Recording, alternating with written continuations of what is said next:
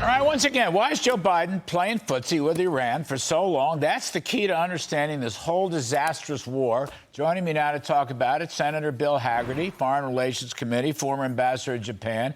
Senator, I mean, you tell me.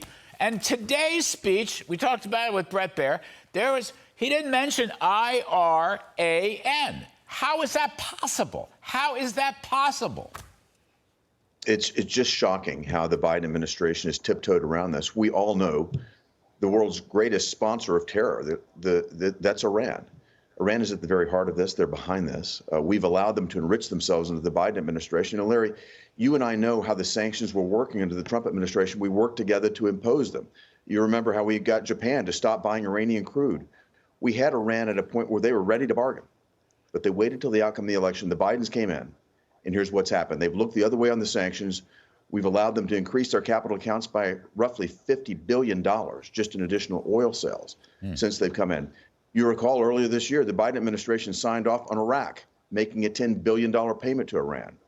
Then most recently, the $6 billion ransom payment. What we've done is put Iran in a position to do precisely what they have done. And the incentive here, I think, is very obvious as well. What we've seen is that Israel and Saudi Arabia were coming back to the table that President Trump set in terms of the Abraham Accords that we were at the precipice of getting done at the end of the last administration. You worked on that too, Larry. As the Iranians saw the Saudis and the Israelis coming back to the table, the last thing they want to see is prosperity and the freedom that goes along with it break out in the Middle East. I think that's the inspiration for this, to disrupt that entire process using their proxies, Hamas, to do it. And the fact that Joe Biden won't even mention it, speak to the cause of this, I think is absolutely shocking. Senator Hagerty, do you think it's possible, after this whole invasion, barbaric invasion, do you think that the Bidens are still going to try to work with Iran to make a nuclear deal? I mean, they seem like they'll never give up. And by the by, as you may have heard, they don't want to talk about it today. Sullivan, NSC advisor Sullivan denied it. Kirby, the they don't want to talk about Iran. Biden want to talk. You think they still were going to try to make a deal with Iran after this barbaric invasion? Well, isn't it shocking, Larry, that the administration that wants to talk about the root causes can't seem to see what the root cause of this disruption in the Middle East is? The root cause is Iran.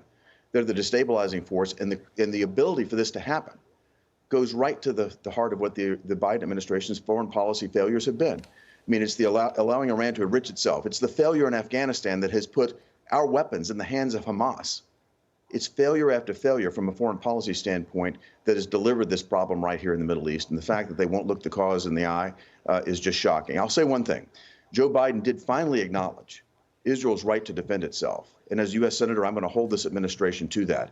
It's a shame that it took them days to get to this point. You recall the first communiques out of the State Department were, from the Palestinian Affairs Office, asking for Israel not to retaliate. The Secretary of State having to take down his tweets, talking about a ceasefire, again, trying somehow to placate their far left. It's ridiculous. We should call it what it is. Iran's at the heart of this. They're trying to destabilize the Mideast because they are worried that we're in a position where Israel and Saudi Arabia might actually instigate economic policies that drive peace and prosperity. Well, that's an important point. Those tweets subsequently deleted, but so what? That's the kind of advice they're giving Biden. I mean, it's the Secretary of State suggesting we got to have an immediate ceasefire. What? Really? Now, the other thing is, Senator Hagerty, all right, so Biden talks to Netanyahu, what did he say, 3 times today or 3 times in the last 2 days? That's great. He wouldn't talk to me, dissed him for over 2 years. Wouldn't bring him to the White House still hadn't been to the White House. They met at the UN. I mean, there's just a certain phoniness to this. I mean, the whole world is watching, and, kids are being beheaded, grannies are being murdered. So I understand that. It is a tragic, heartbreaking story in Israel, and Joe Biden is along with that. But I'm asking you, is there any fundamental policy change that might really help Israel, right? If you want to help Israel, you got to put the clamps on Iran, starve them, bankrupt them. We need to snap back. The UN sanctions that were waived need to be snapped back, Larry. You know that's the right answer here. We need to get the $6 billion back that was most recently granted through a waiver from South Korea to Qatar. Stop the flow of funds right there. We need to come back and impose sanctions. We need to start imposing sanctions and enforcing the sanctions that exist on this illegal sale of petroleum products from Iran. That's how to make this sting. That's how to make it hurt. Iran is now selling drones to Russia.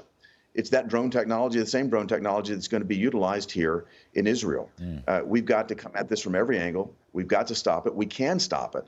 But we've got to get the United Nations to move in the right direction. We need to get our allies to move in the right direction. But the only way to do that is for the United States to demonstrate leadership itself. Yes, sir.